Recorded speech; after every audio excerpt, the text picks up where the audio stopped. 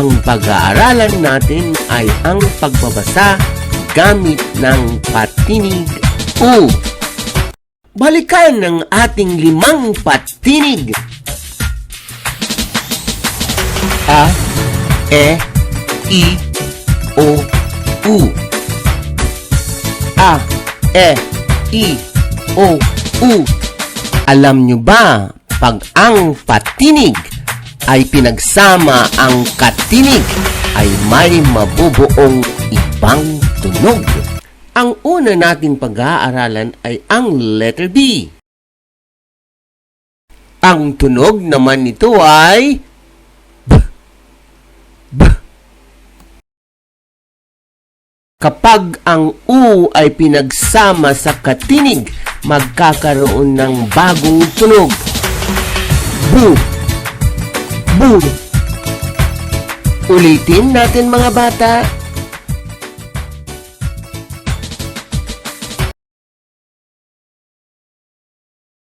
Ang susunod nating letter ay letter C.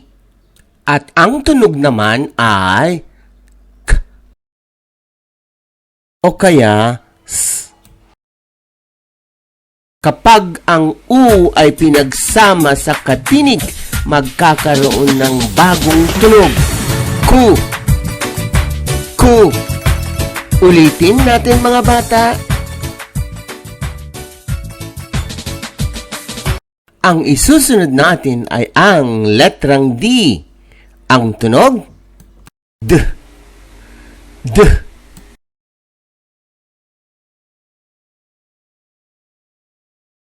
Kapag ang U ay pinagsama sa katinig, magkakaroon ng bagong tunog.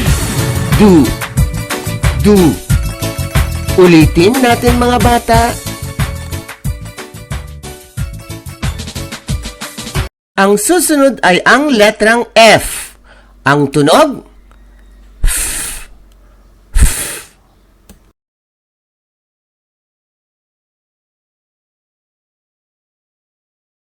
Kapag ang U ay pinagsama sa katinig, magkakaroon ng bagong tunog. Fu. Fu. Ulitin natin mga bata.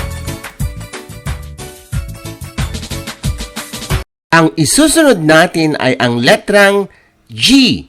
At ang kanyang tunog ay K. K.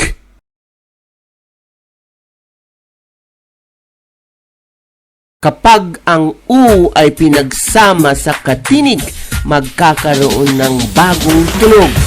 Gu. Gu. Ulitin natin mga bata.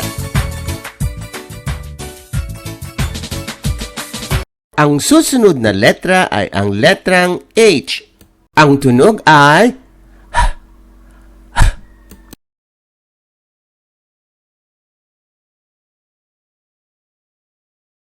Kapag ang U ay pinagsama sa katinig, magkakaroon ng bagong tunog.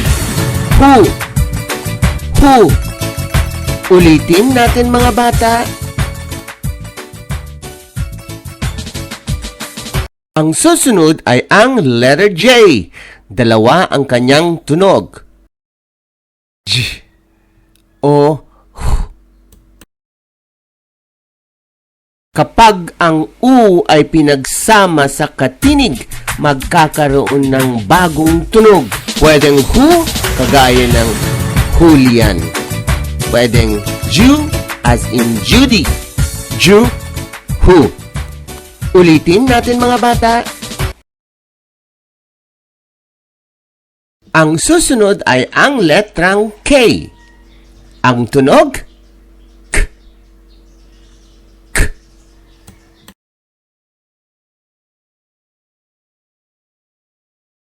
Kapag ang U ay pinagsama sa katinig, magkakaroon ng bagong tunog.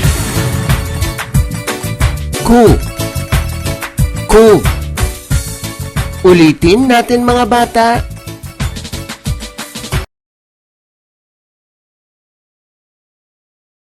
Ang susunod ay ang letter L. Ang tunog L. L.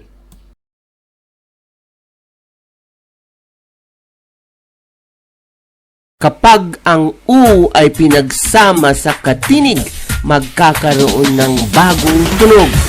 Lu. Lu. Ulitin natin mga bata. Ang susunod ay ang letter M. Ang tunog ay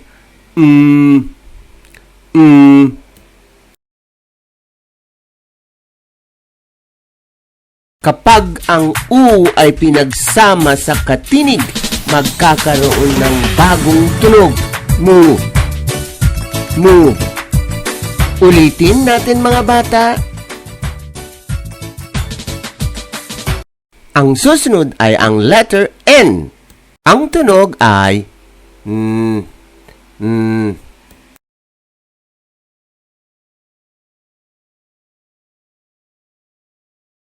Kapag ang U ay pinagsama sa katinig, magkakaroon ng bagong tunog.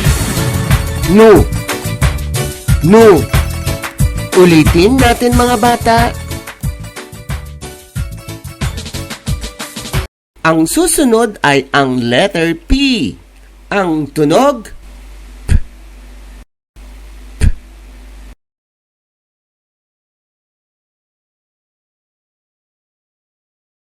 Kapag ang U ay pinagsama sa katinig, magkakaroon ng bagong tunog. Pu. Pu. Ulitin natin mga bata.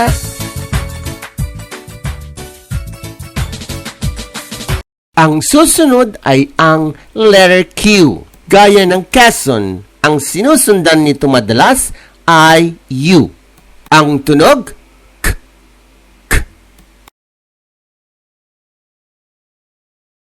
Kapag ang U ay pinagsama sa katinig, magkakaroon ng bagong tunog. Quarter. Quezon. Question. Ulitin natin mga bata. Ang susunod ay ang letter R. Ang tunog R. R. R. Kapag ang U ay pinagsama sa katinig, magkakaroon ng bagong tunog. Ru. Ru. Ru. Ulitin natin mga bata. Ang susunod ay ang letter S. Ang tunog S.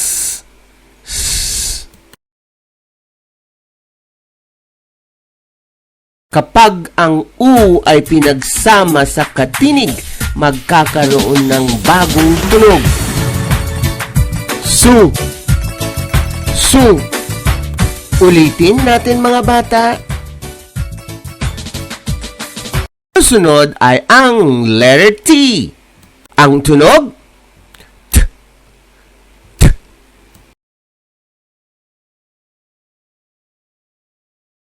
Kapag ang U ay pinagsama sa katinig, magkakaroon ng bagong tunog. Tu. Tu. Ulitin natin mga bata. Ang susunod ay ang letter V. Ang tunog V. V.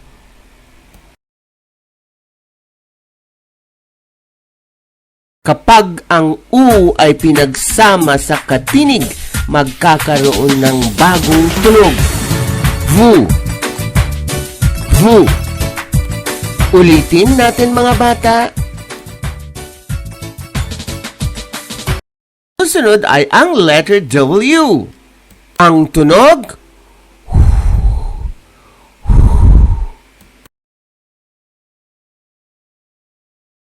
Kapag ang U ay pinagsama sa katinig, magkakaroon ng bagong tunog.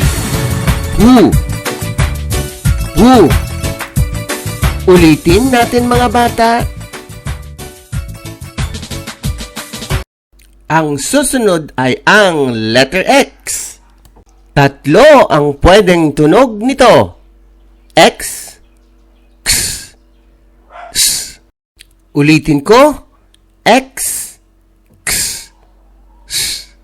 Kapag ang U ay pinagsama sa katinig, magkakaroon ng bagong tunog. Su, Su. Ulitin natin mga bata. Ang susunod ay ang letter Y. At ang tunog ay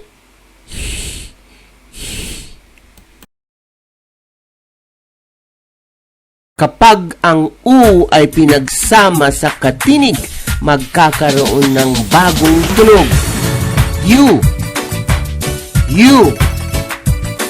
Ulitin natin mga bata. Ang susunod ay ang letter Z.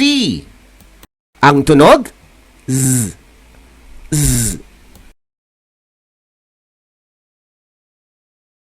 Kapag ang U ay pinagsama sa katinig, magkakaroon ng bagong tunog. Zu, Zu. Ulitin natin mga bata. Ang susunod ay ang isa sa mga dalawang letra na wala sa English alphabet. Ang tawag ay nang. Kapag ang U ay pinagsama sa katinig, magkakaroon ng bagong tunog. Ngu, ngu, gaya ng ngunit. Ulitin natin mga bata. At ang huling letra sa Filipino alphabet, N. Ito ay wala din sa English alphabet. Kapag ang U ay pinagsama sa katinig, magkakaroon ng bagong tunog. New, new. Ulitin natin mga bata.